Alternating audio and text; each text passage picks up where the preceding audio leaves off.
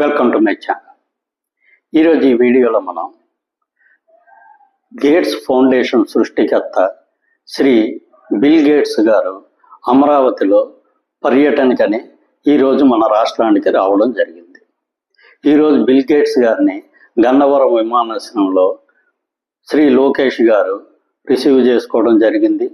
ఆయన అక్కడ నుంచి సచివాలయంకు చేరుకొని శ్రీ చంద్రబాబు నాయుడు గారు, శ్రీ పవన్ కళ్యాణ్ గారు, మిగతా సహచర మంత్రులతోనే బిల్ గేట్స్ గారిని స్వాగతించడం జరిగింది. దీనికి సంబంధించి బిల్ గేట్స్ గారి పర్యటనకు సంబంధించి కొద్దిగా విషయాల్ని ఈ వీడియోలో తెలుసుకుందాం. ముందుగా ఈ ఛానల్ సబ్స్క్రైబ్ చేసుకోకపోతే ప్లీజ్ ఈ ఛానల్ సబ్స్క్రైబ్ చేసుకోండి.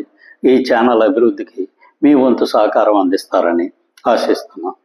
ఇక విషయంలోకి వెళ్తే మనందరికీ తెలిసిన విషయమే, ఉమ్మడి ఆంధ్రప్రదేశ్గా ఉన్న సమయంలో శ్రీ చంద్రబాబు నాయుడు గారు ఒకసారి బిల్ గేట్స్ గారిని కలిసి ఆయన ఒక పవర్ పాయింట్ ప్రజెంటేషన్ ఇచ్చి ఆంధ్రప్రదేశ్లో మైక్రోసాఫ్ట్ డెవలప్మెంట్ ఆఫీస్ని ప్రారంభించాలని ఆయన కోరడం జరిగింది.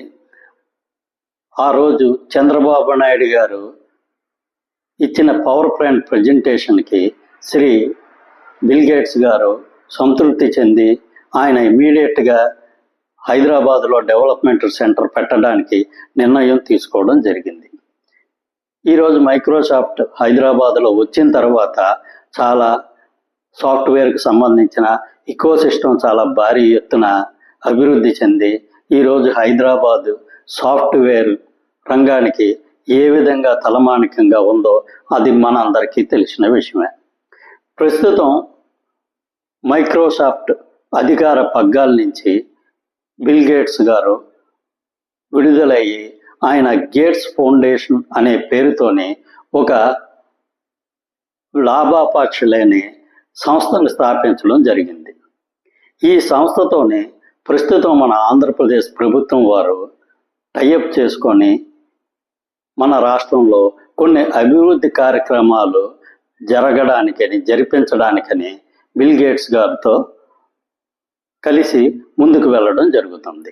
దీనికి సంబంధించి కొన్ని చర్చలు చేయడం కోసమని శ్రీ బిల్ గేట్స్ గారు అమరావతికి పర్యటనకు నిమిత్తం రావడం జరిగింది.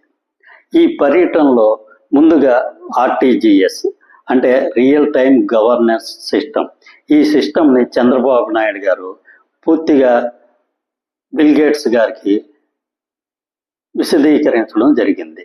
దీని పట్ల బిల్ గేట్స్ గారు చాలా వరకు సంతృప్తి చెంది పాలనా పరంగా తీసుకొస్తున్న మార్పుల్ని, అదేవిధంగా టెక్నాలజీని పాలనలో ఏ విధంగా ఉపయోగిస్తున్నారో తెలుసుకొని చాలా వరకు చంద్రబాబు నాయుడు గారిని అభినందించడం జరిగింది.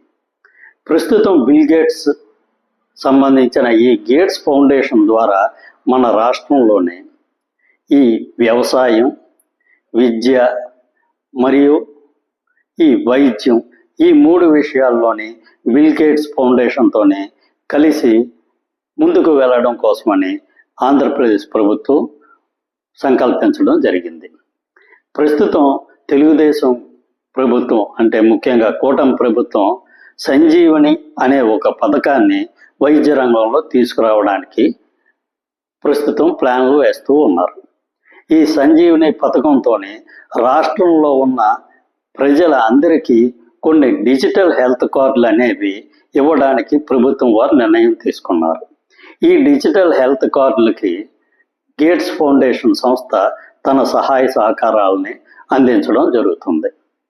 అదేవిధంగా వ్యవసాయంలో కూడా ఈ గేట్స్ ఫౌండేషన్కి సంబంధించిన సంస్థలు మన రాష్ట్ర ప్రభుత్వానికి అవసరమైన సహాయాన్ని అందించడానికి ముందుకు రావడం జరిగింది. ఈరోజు బిల్ గేట్స్ ఉండవల్లి సమీపంలో ఉన్న ఒక వ్యవసాయ క్షేత్రాన్ని కూడా పర్యటిస్తున్నారు. ఈ వ్యవసాయ క్షేత్రం చాలా వరకు డ్రోన్ టెక్నాలజీ, అదేవిధంగా ఆర్టిఫిషియల్ ఇంటెలిజెన్స్ని ఉపయోగించి ఏ విధంగా వ్యవసాయాన్ని అభివృద్ధి చేయొచ్చో మన ప్రభుత్వం బిల్ గేట్స్ గారికి తెలియజేసే అవకాశం ఉంది.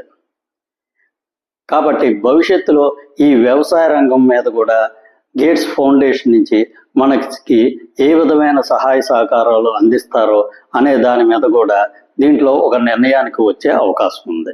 అదేవిధంగా విద్యకు సంబంధించి కూడా గేట్స్ ఫౌండేషన్ మన రాష్ట్ర ప్రభుత్వంకి ఏ విధమైన సహాయ సహకారాలు అందిస్తారనేది కూడా ఈ పర్యటన సందర్భంగా మన రాష్ట్ర ప్రభుత్వానికి గేట్స్ ఫౌండేషన్ అధికారులకి మధ్య చర్చలు జరిగే అవకాశం ఉంది.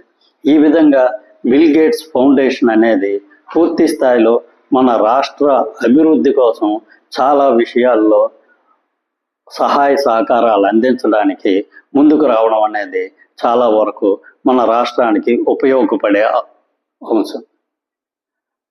ముందు ఏ విధంగా బిల్ గేట్స్ ఫౌండేషన్ అనేది మన రాష్ట్రానికి సహాయాన్ని అందిస్తుందో అనేది మనకి అతి త్వరలో తెలుస్తుంది.